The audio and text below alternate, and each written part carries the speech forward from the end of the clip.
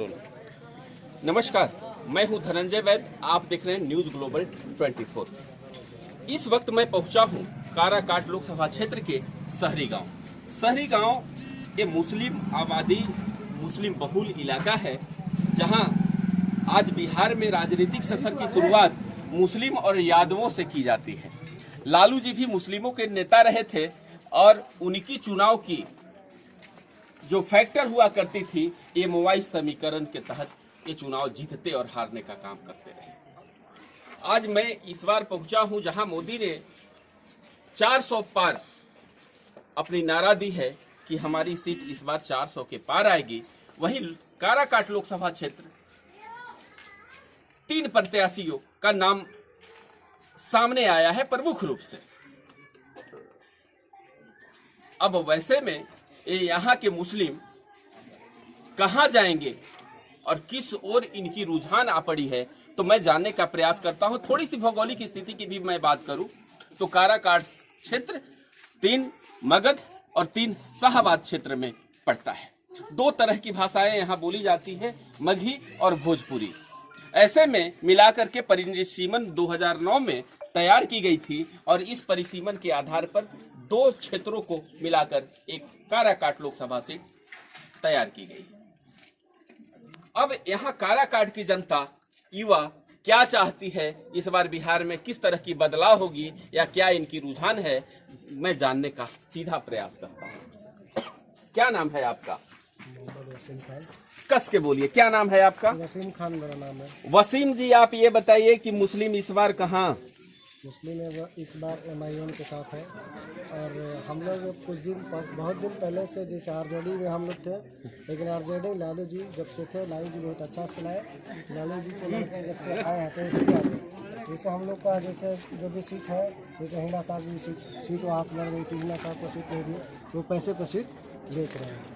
यही बात है।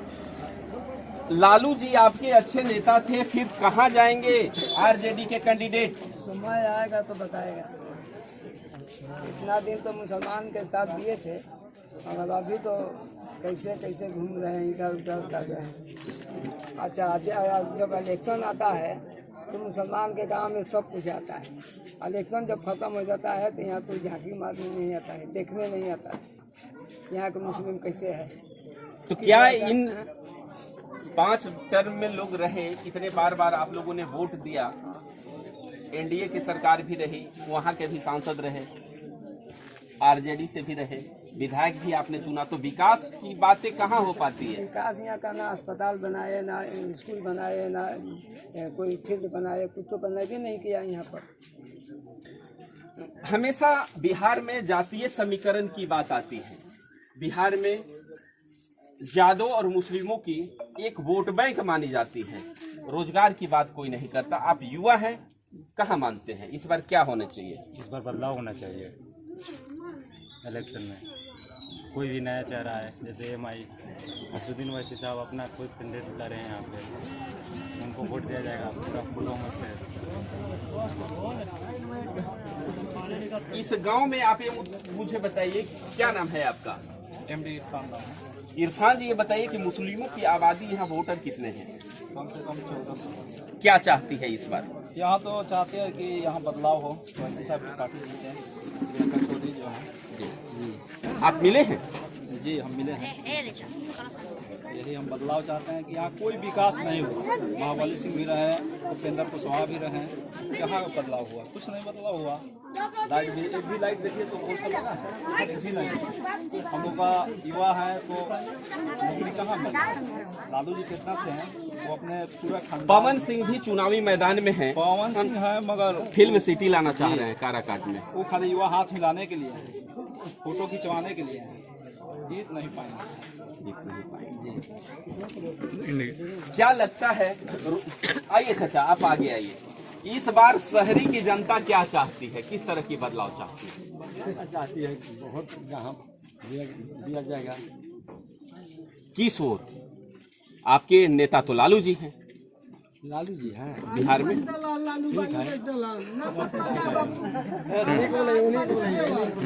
ओवैसी जी के आप आइए। ललुआ भलुआ का वोट दबाई जा। अच्छा रोड बनैले बा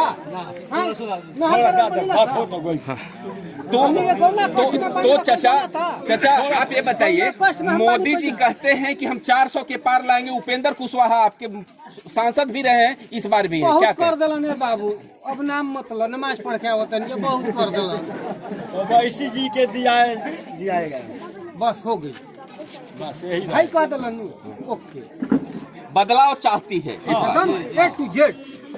युवा क्या चाहती है? एकदम। चलिए पानी नहीं पिए आप लोग?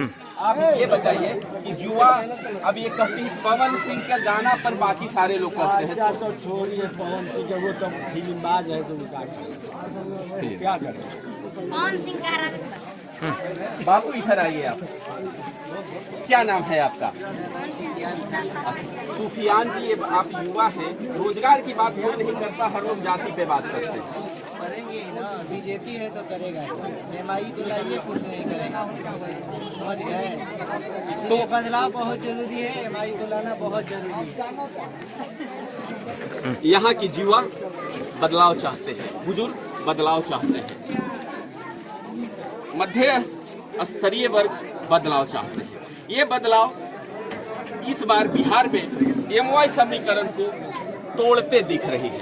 अगर एमवाई समीकरण काराकाट में टूट होती है, तब यहाँ की सत्ता एनडीए के हाथ से फिसलते नजर आएगी। न्यूज ग्लोबल 24 के लिए धनंजय वैद, शहरी काराकाट।